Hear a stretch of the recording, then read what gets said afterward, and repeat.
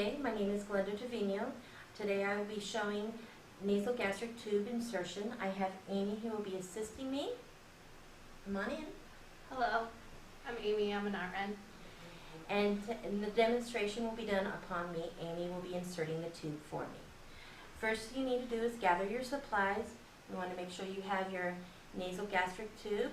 They come in different sizes.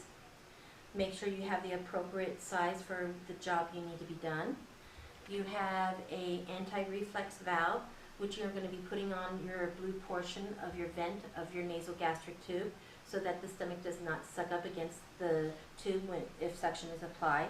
You're going to need KY jelly for lubrication. You're going to need a syringe catheter tip to be able to inject air into the stomach and to pull back on gastric juices. And you'll need to have some tape of some sort for securement device.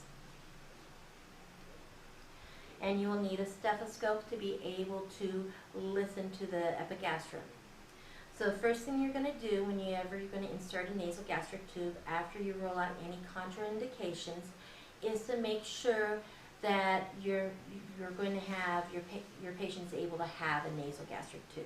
As a review of contraindications, you would want to avoid placing a nasogastric tube anyone who has severe facial trauma because of the threat of a basal skull fracture, any patient that has cirrhosis of the liver with a history of esophageal varices. You do not want to accidentally rupture an esophageal varices by placing the tube down, and any patient that has had any type of gastric surgery, especially with weight loss. That is your gastric sleeve, your gastric bypass. If you have a patient who's had a Roux-en-Y for pancreatic cancer, partial or total gastrectomies, these patients do not get a nasogastric tube blindly placed. These have to have endoscopic placed gastric tubes. So your first step would be, after you explain the procedure to your patient, that you will have to assess which nair is most patent. In order to assess patency of the nair, you will press on one side of the nose, have the patient sniff, and then repeat the other side. You're going to be listening to see which side sounds more clear. You might have to have the patient blow their nose to make sure that there's no mucus or anything clogging your ability to assess this. Amy, would you please assess which side is going to be more patent? So this side feels clearer to me. Does it sound more clearer to you? Yes. Okay. Your next step would be, is after you do that, you could, if the doctor did allow it, you can instill viscous lidocaine anywhere from 3 to 5 cc's into the nasal area of choice. It would be a nice thing to do for your patients to kind of numb up because this is an uncomfortable procedure. You also need to be aware that when you're inserting the tube into the face, into the nasal cavity, you want to angle the tube straight back. You do not want to angle the tube upright like this because you're going to scrape the vessels in the top of the nasal cavity and you're going to stir up bleeding and you're going to not be able to get the tube down. The next step you would do is you would take your nasogastric tube and you will do your measurement. You will measure from the tip of the nose to the earlobe and to the xiphoid process. Would you please measure the tube for me?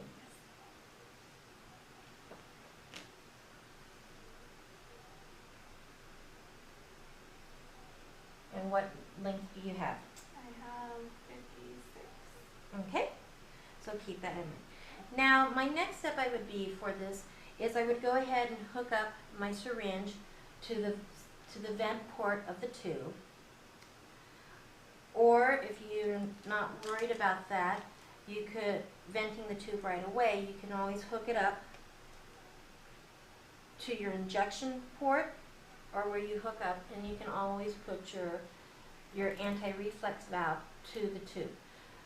Keep in mind blue to blue, that's how you put the anti-reflex valve on so it prevents the stomach from suctioning out.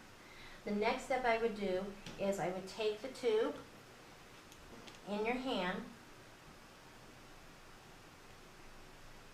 close your hand up around the tube, and wrap your tube around your hand for a few minutes and keep your hand over the tube.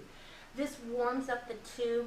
It makes it a little bit more flexible. It makes it a little bit more softer for the patient to be able to tolerate it a little bit better. And I usually, while I'm having it in my hand, I'm talking to the patient. I'm ripping up my tape, making sure I have everything going. I would also make sure I already have my stethoscope around my neck and ready to go. So once the tube is warmed up, I want you to release the tube, and you'll see that the tube has a little bit more of a curl to it. Next thing is you will lube up the end of the tube very well. Don't be shy, get it goopy, kind of tell the patient's going to feel like you're going to have a big glob of mucus in your nose. The next step is you're going to have your patient sitting upright, looking at you. You might want to be a little bit off the side because patients can trigger a gag reflex and you can vomit. You might want to have a patient have an emesis bag. So what you're going to do is take the tube and you're going to insert it into the nose. Okay, now twist it.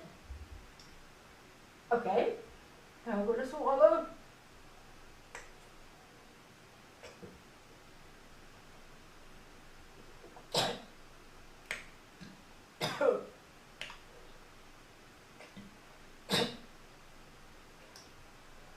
Okay, I'll read it.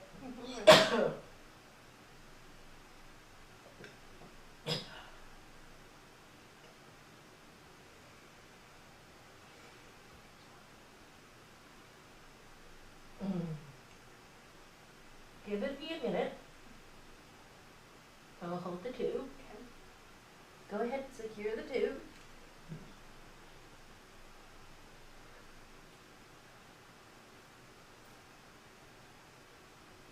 Wrap it down.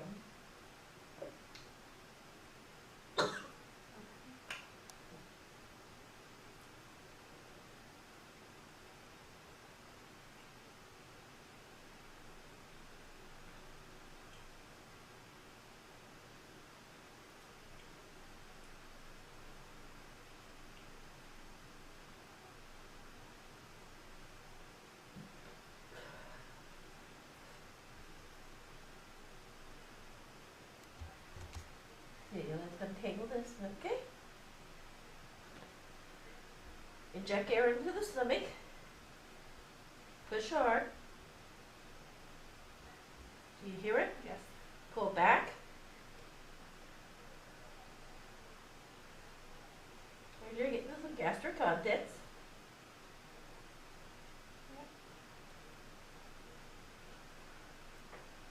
Yeah, this time you would look in the patient's mouth to make sure that the tube isn't coiled up.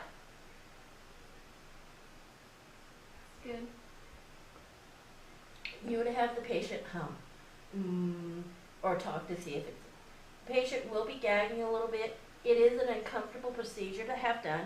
At this time, you would hook your patient up to suction. Make sure you have low intermittent suction. You would document your tube placement, your depth, and everything. Before you would instill anything into the tube, you would make sure that the patient has air and gastric contents returned, and you'll be able to hear it over the epigastrium when you inject air.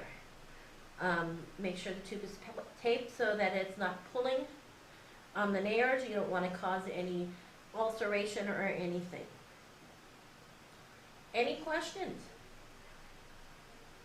How do you feel about putting your NG tube down? I feel better. How do you remove it? How do we remove it? It's really easy. What you would do is you unpeel the tape. Tell the patient to take a deep breath and hold it. Take a deep breath and hold it. And when they do, you pull out quickly. And there you go. That is the removal of an NG tube.